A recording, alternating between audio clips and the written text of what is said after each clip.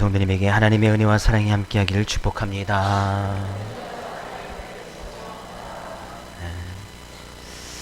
저를 보세요. 저를 보시라고. 저를 집중하세요. 작년에 2018년에 러시아에서 월드컵이 있었습니다. 월드컵이 끝나고 나서 그 월드컵을 분석한 논문이 하나 나왔는데요. 아주 재미난 내용이 있습니다. 이 2018년 월드컵 때 총 골수가, 골이 나왔는데 총 121골이 나왔다고 합니다. 근데 거기에 그 중에서 한 4분의 1 정도가 해당되는 31골이 후반전 15분을 남겨놓고 거기서 나왔다는 거예요. 그러니까 4분의 1 정도 해당되죠. 네.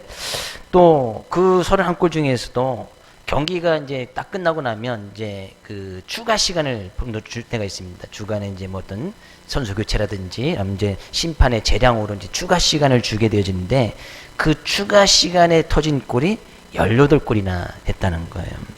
그냥 논문은 이제 분석이 왜 그런가 이제 그것을 분석을 해본 거죠. 근데 첫 번째 이유는 이제 시간이 갈수록 이제 축구 선수들이 이제 체력이 떨어지고 또 그러다 보니까 전력과 전술이 안 먹히고 그러다 이제 지치다 보니까 이제 후반에 골이 터지는 경우가 많이 있고 가장 중요한 것은 두 번째 심리적인 안식이라는 거예요. 그러니까 심리적인 안식은 진짜 이제 좀 경기가 이제 끝났다라고 이제 생각하는 그때부터 이제 골수가 좀 더 많이 터진다는 거죠. 그래서 이제 경기가 끝났다고 생각할 때 그때 조심해야 된다. 그 논문이 이제 그렇게 결론을 내는 것을 보게 되어집니다.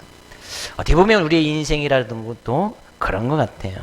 우리 인생과 큰 어려운 문제, 크게 당한 환란, 내가 이 문제만 해결되면 더 이상 소원이 없겠다 라고 생각했던 것, 그런 문제들이 분명히 삶 가운데 살면서 있었을 거예요.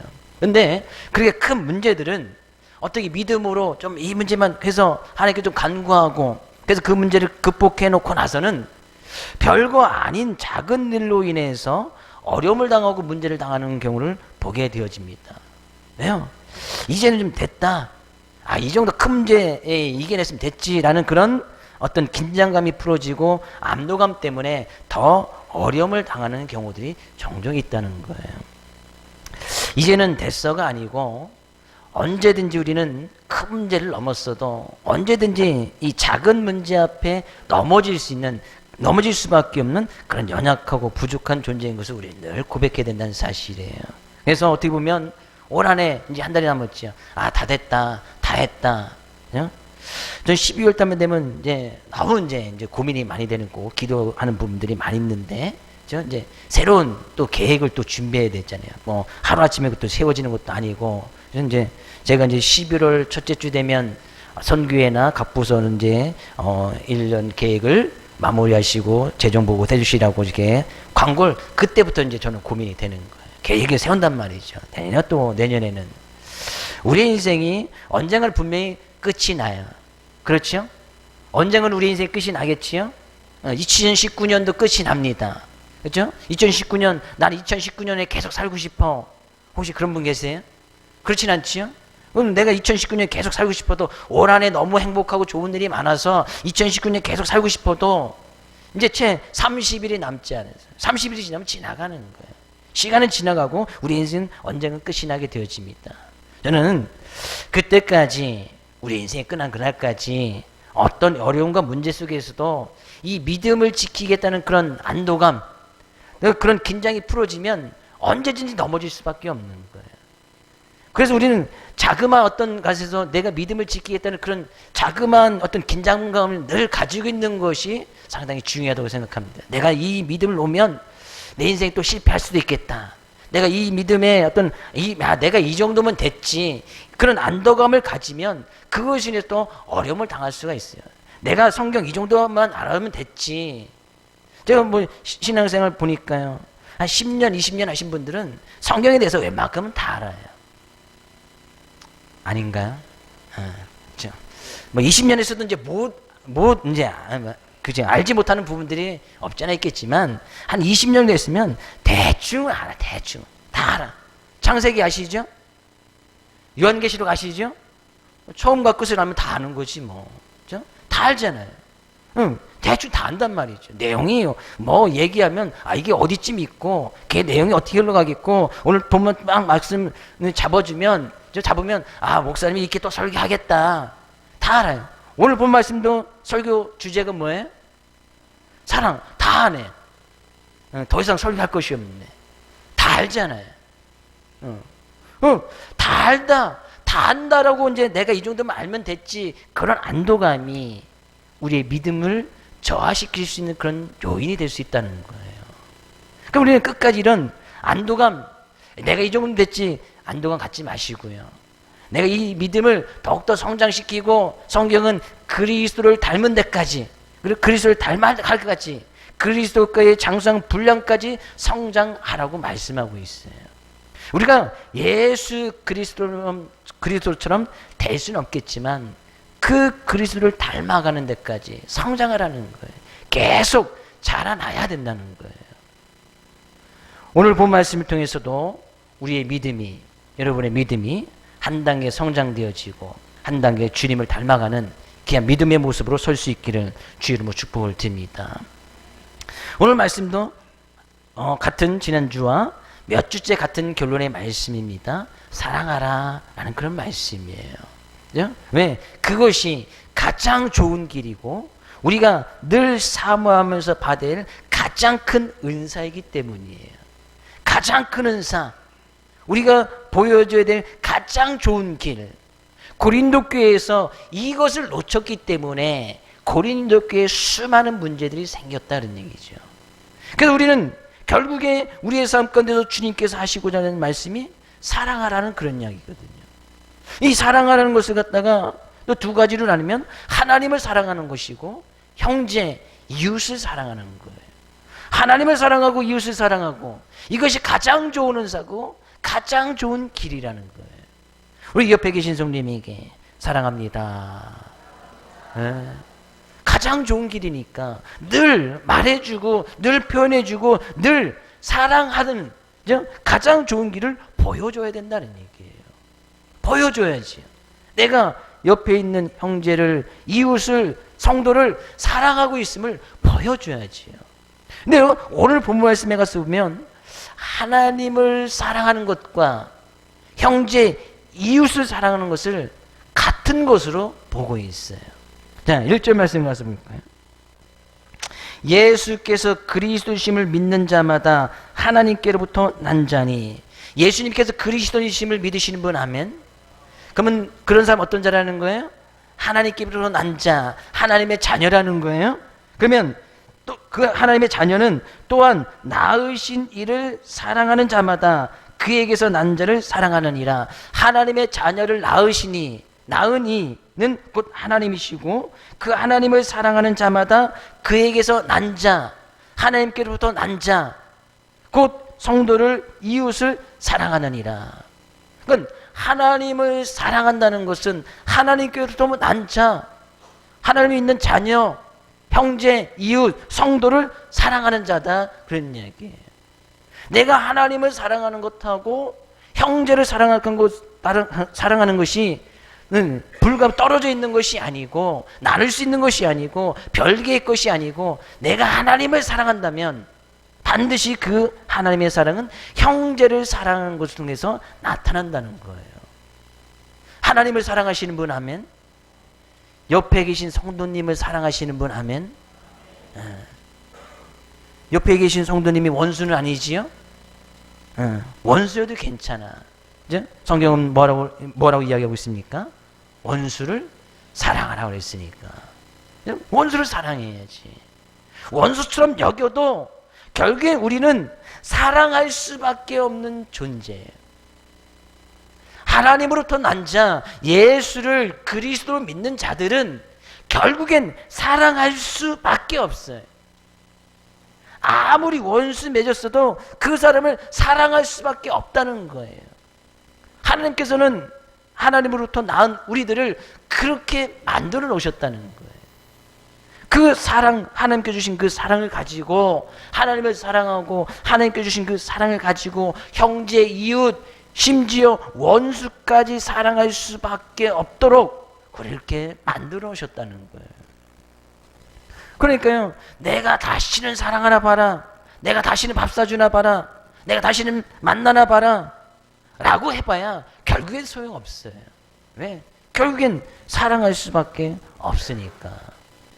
결국엔 사랑하지 않는 내가 더 고통을 받지, 사랑받지 못하는 그 사람은 절대 고통을 받지 않습니다. 사랑 못하는 내가 하나님 말씀을 어기게 되어지고, 그러다 보니까 하나님과의 사랑에도 좀 멀어진 것 같고, 그러니까 내가 더 불편하고 내가 더 힘들어지고 내가 신앙생활이 힘들어질 뿐이지, 내가 사랑하지 못하는 그 사람은 전혀 고통받지 않는다는 거예요. 하나님은 우리를 그렇게 만들어놨어.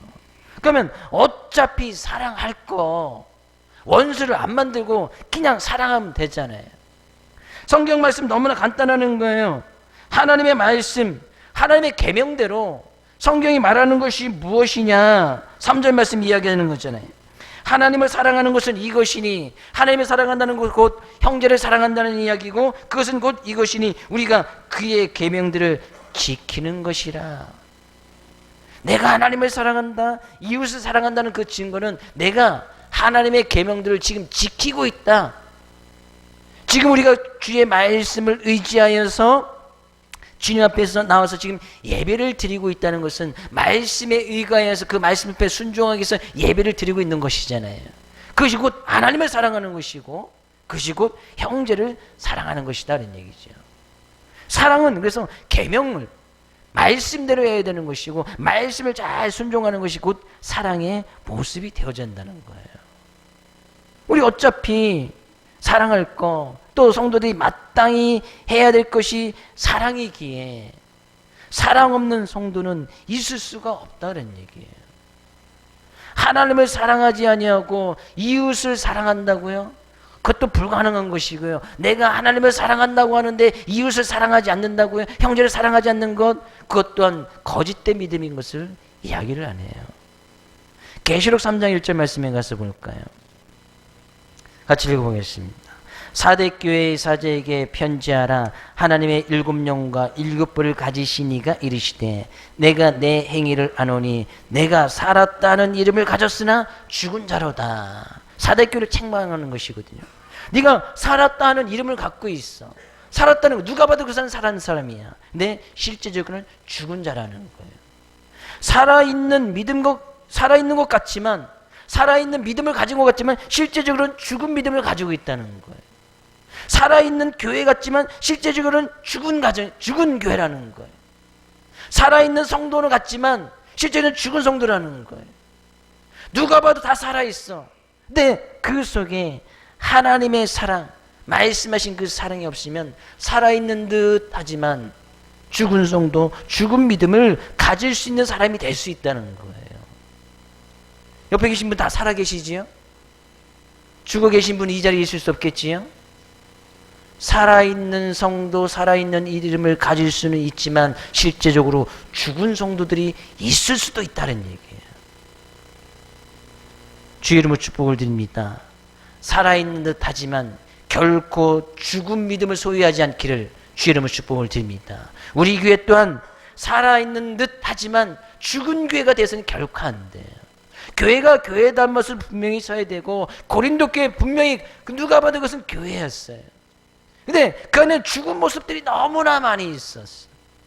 분쟁하고 다투고 싸우고 우상숭배에 빠지고 성적인 타락에 빠지고, 그러다 보니까 온갖 잡다한 문제들이 고린도 교회에 다 있었던 것을 우리가 쭉 살펴보지 않았습니까? 겉으로는 봐도 누가 봐도 교회야. 근데 거기 온갖 잡다한 죄악의 물들이 우리 교회 안에서 밖으로 막 번져나간 거예요. 그럼 그 교회는 살아있는 이름, 고린도 교회라는 이름을 가졌지만 실제적으로는 죽은 교회다. 그럼 다시 살아야지요. 다시 살아나야지. 죽은 것을 다시 깨우쳐서 깨워야 되고 다시 살아나야 된다는 거예요. 그것이 사랑이 없이는 안 된다는 얘기예요. 행여는 우리의 삶 가운데 죽은 부분이 있다면 다시 살려내십시오. 내가 원수를 지었다는 것은 그 부분에서 죽어 있는 거예요. 근데 그 죽음이라는 것은 계속 번신력이 있어서 다른 모든 것까지도 다 죽이네요. 한 사람을 미워하면 내가 그 한 사람만 미워해서 끝나는 것이 아니고 주변에 있는 다른 사람들도 미워야 되고 그러다면 주변의 상황까지 다 미워야 되고 원수를 만들게 되시면 내 삶이 점점점 피폐해지고 점점점 죽어가는 거예요. 사랑하지 못하면 결국에 내가 죽는 거예요. 다시 한번 옆에 계신 성도님에게 저 깊은 곳에서 우러나는 마음으로 사랑합니다. 사랑해야죠. 살려야 된단 말이죠. 다시 내가 잠들어 있고 깨우치지 못한 부분이 있고 죽어 있는 부분이 있다면 다시 살려내야 된다는 거예요. 그것이 곧 사랑, 그 길밖에 없는 거예요. 그 길밖에 없는 거예요. 형제를 사랑한다 곧 그의 계명을 지키는 거예요. 하나님을 사랑한다 곧 그의 계명을 지키는 것이다 이런 얘기죠. 하나님의 말씀에 내가 순종하고 그 말씀을 따라가는 것, 내가 그 말씀을 지켜 행하는 것이 곧 사랑인 것을 예수님께서도 보여주셨고 곧 그 계명대로 말씀대로 사랑하라 하는 그런 말씀입니다. 요한복음 15장 9절에서 10절 말씀 가서 볼까요? 아버지께서 나를 사랑하신 것 같이 나도 너희를 사랑하였으니 나의 사랑 안에 거하라. 내가 아버지의 계명을 지켜 그의 사랑 안에 거하는 것 같이 너희도 내 계명을 지키면 내 사랑 안에 거하리라. 결국에 이 말씀은 하나님의 계명, 하나님의 말씀을 지키면 그 말씀 안에 사랑이라는 것이 있기 때문에 결국에 하나님을 사랑하고 이웃을 사랑할 수밖에 없다는 거예요. 하나님의 말씀을 지키면 그 계명대로 내가 살아가면 결국엔 그 계명은 사랑하라는 계명이니까 내가 말씀 앞에 순종하면 결국에 사랑할 수밖에 없다는 거예요. 예수님께서 그 말씀을 하나님의 주신 그 말씀을 예수님께서 친히 지켜 순종함으로 하나님을 사랑하는 것이 어떤 것인지 형제와 이웃을 사랑하는 것이 어떤 것인지 예수님께서 친히 보여주셨습니다. 그 계명을 순종함으로 죽기까지 자기를 십자가의 못 앞에 내어 맡기시는 그 죽음을 통해서 그 죽음이라는 것은 하나님의 말씀 앞에 복종했다는 것이거든요. 말씀 앞에 순종했다는 거예요. 근데 그 말씀 앞에 순종한 그것이 하나님의 사랑, 하나님께서 우리를 얼마나 사랑하시는지 친히 보여주신 거예요. 예수님의 순종이 하나님께서 우리를 얼마나 사랑하는지 그것을 보여줬단 말이죠.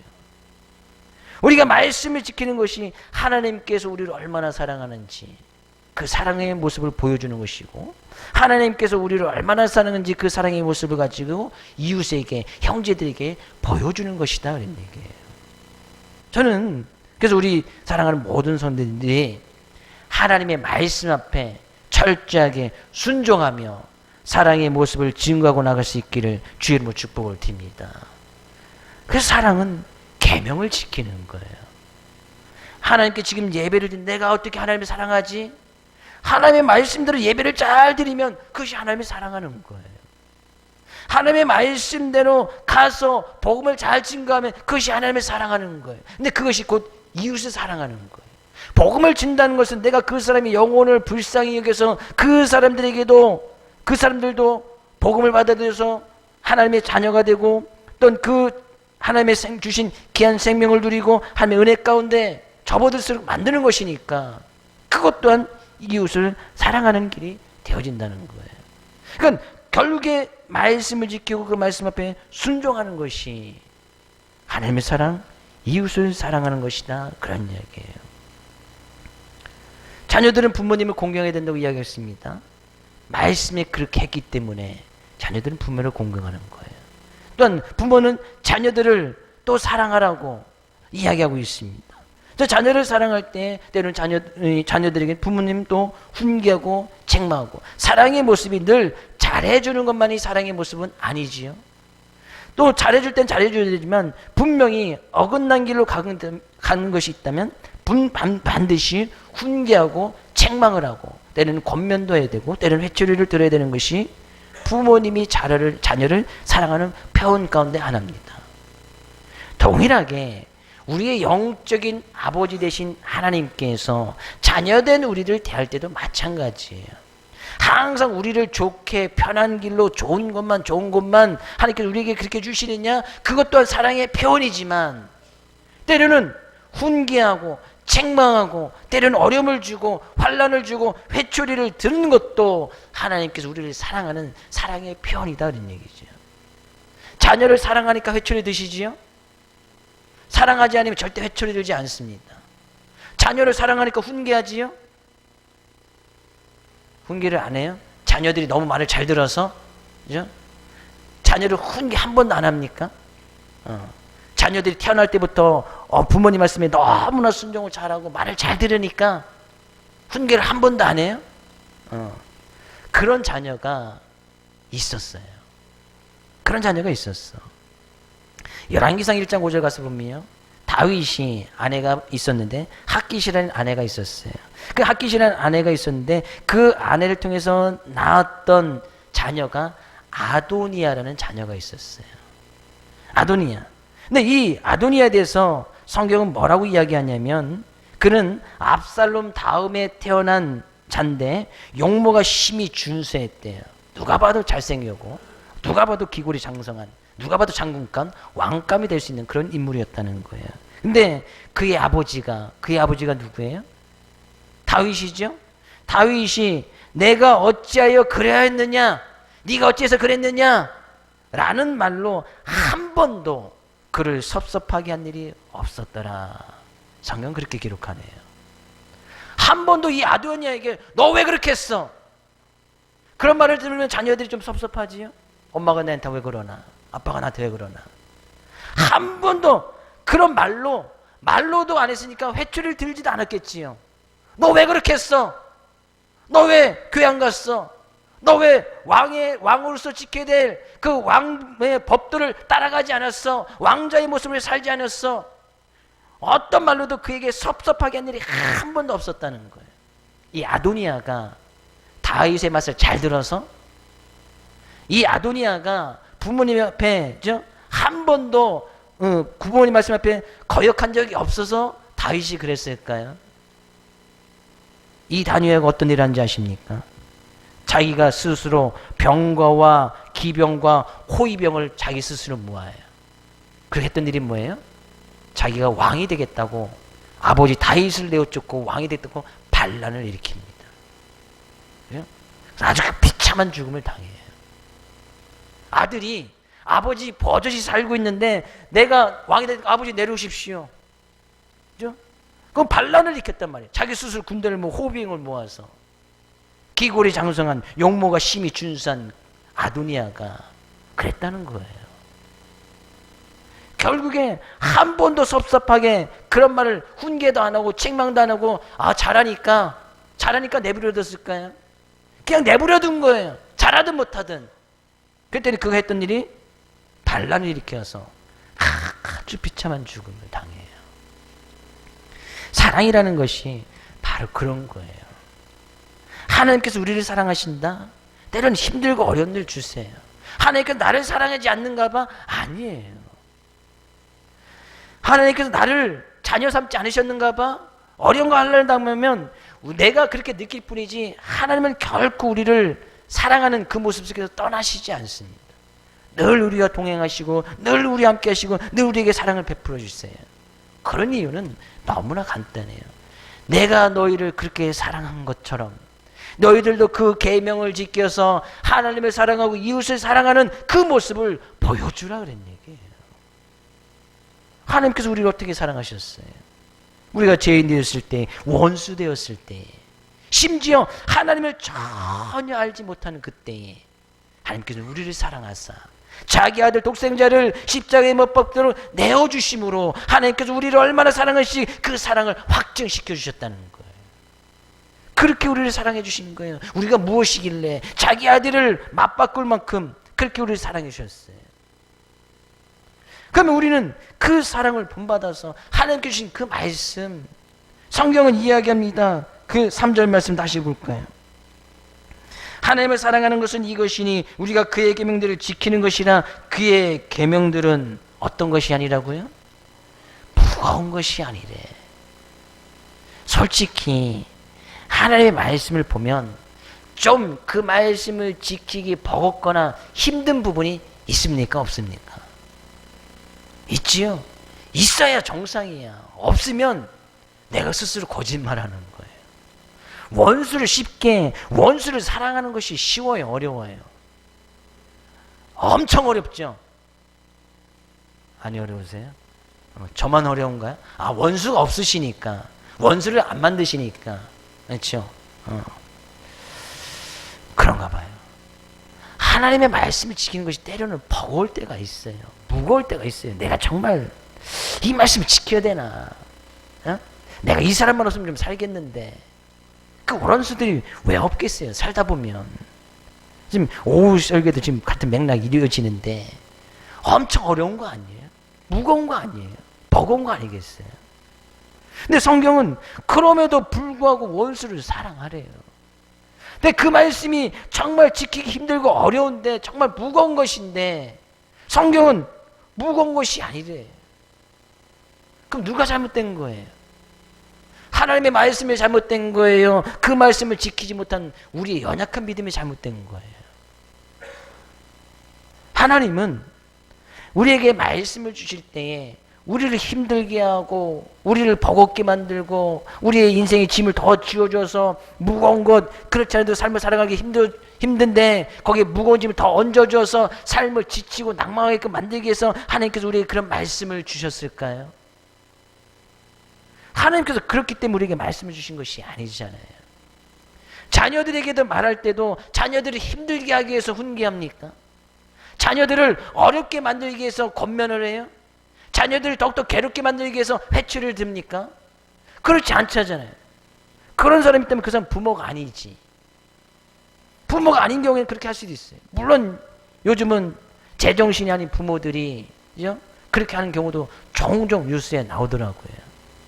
아이들 자기 게임에 빠져서 아이들을 그죠? 굶어 죽이거나 같이 동반 자살한다거나 제정신이 아니죠. 그건 병에 걸리는 거예요. 하나님께서는 그죠? 결국에 우리 말씀을 지키는 것이 결국에 우리의 무거운 우리의 인생의 짐을 벗어버리는 오히려 우리의 인생이 훨씬 더 가볍고 우리의 인생이 더욱더 행복하게 만들기 위해서 하나님의 말씀을 주셨다는 얘기예요. 그러니까요. 그 말씀 앞에 순종하는 것이 오히려 우리가 믿음을 지켜나가는데 더욱더 이 아주 중요한 삶의 요소가 될 수 있고 그 계명이 그 말씀이 곧 사랑하는 그 말씀이 우리의 삶을 이끌어가는 가장 중요한 믿음의 요소가 될 수 있다는 사실이에요. 그래서요, 그 하나님을 사랑하는 그 사랑을 지금 요한일서 기자는 요한은 믿음이라는 것하고 결부를 시킵니다. 4절 말씀 가서 볼까요? 무릇 하나님께로부터 난 자마다 세상을 이기느니라. 세상을 이기는 승리는 이것이니 우리의 믿음이니라. 하나님의 계명이 결코 무거운 것이 아닌 것은 우리가 이 세상을 살아갈 때 이 세상에서도 싸워야 될 것이 얼마나 많이 있습니까?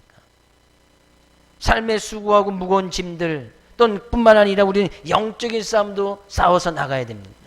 근데 그렇게 삶이 지치고 낭망하고 어떤 실망하고 불평과 불만에 있는 요소들이 상당히 많이 있습니다. 근데 그것을 이겨나갈 수 있는 것은 결국에 믿음이라는 것인데 이 믿음이라는 것은 곧 하나님의 계명을 지킬 때에 그 믿음이 있는 것이고 그 계명을 지키는 것은 곧 사랑이라는 것을 말씀하셔서 내가 정말 하나님을 사랑한다, 이웃을 사랑한다는 것은 곧 내가 믿음이 있느냐 믿음이 없느냐 그것하고 지금 결부시키고 있어요. 사랑은 어떻게 보면 곧 믿음인 거예요. 내가 하나님을 믿는다 라는 것은 곧 내가 사랑한다, 곧 그런 의미가 되어진다는 거예요. 형제를 사랑한다는 것은 내가 믿음이 있다, 내가 그 믿음을 지금 지키고 있다 그런 이야기예요. 그 믿음을 지켜나갈 때 세상을 이길 수 있다는 거예요. 세상에 무겁고 힘든 짐들 다 주님께 내어 맡길 수 있고 믿음이 있어야 주님께 맡길 것이 아니겠어요? 수고하고 무거운 짐들 다 내게로 오라, 내가 너를 쉬게 하리라. 믿음이 있어야 주님께 내 무거운 짐을 맡길 것이 아니겠느냐는 얘기죠. 믿음이 없이는 결코 주님한테 맡길 수 없어요. 주님을 믿지 않는데 어떻게 주님 앞에 그 짐을 맡길 수 있습니까? 정말 신뢰하고 믿어야 그런 관계를 맺은 사람 관계 속에서도, 인간 관계 속에서도 정말 믿을만하고 신뢰하는 사람이 있으면 내 귀중한 물품도 맡길 수 있는 거 아니겠어요? 인간관계가 좋지 않은데 귀중한 것을 내 100만 원 주면서 이거 한 일주일만 잘 보관해줘. 일주일 뒤에 찾으러 올게. 그죠? 믿음이 없고 신뢰가 없는 사람한테 절대 맡기지 않습니다. 저는 믿을만 합니까? 저한테 돈 1,000만 원 맡기고 일주일 뒤에 찾아가도 1,000만 원 그대로 드릴게요. 그 정도는 돼야지요. 그렇죠? 인간관계에서도 믿을만 하면 맡긴단 말이죠. 주님을 우리가 믿으면 내 인생의 수고하고 무거운 짐을 주님께 맡긴단 말이죠. 내가 스스로 짊어지고 가려고 한다는 것은 맡기지 못한다는 것이거든요. 믿지 않는다는 거예요. 주님께서는 그 짐 다 주님께서 짊어지시겠다는 거예요. 그래서 주님께서 말씀을 주시면 그 계명대로 지켜나가는 것 결코 무거운 것이 아니라는 거예요.